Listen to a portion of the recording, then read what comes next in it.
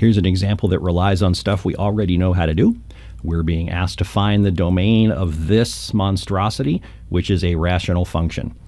Based on the last examples, hopefully you can follow through that the domain of this messy function will be all real numbers except numbers that make the denominator give us a 0.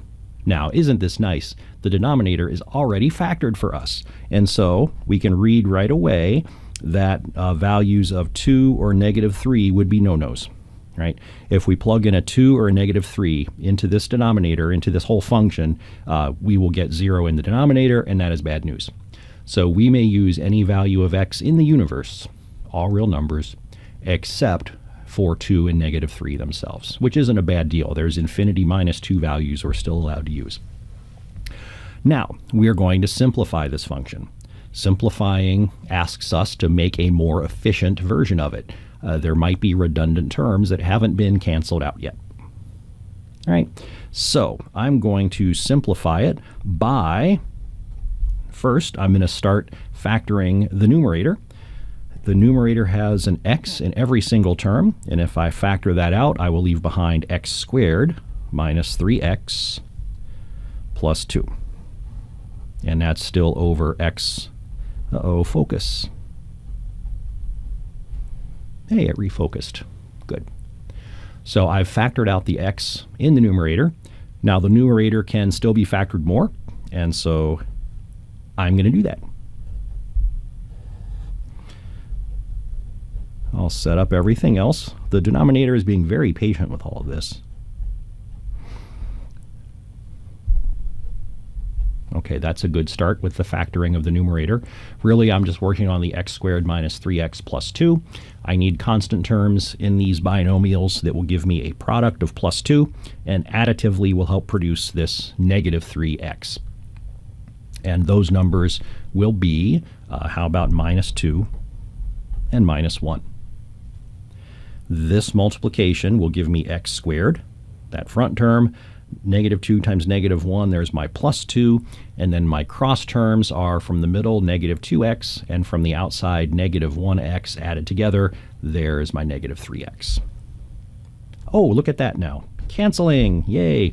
Those two things cancel, and so the simplified version of this function is x times x minus 1 over x plus 3. And now we're asked to find the domain again. So now I'm looking at this denominator here. This is what determines the domain.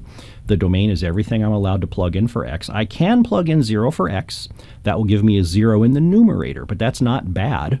A 0 in the numerator makes the whole function collapse to 0.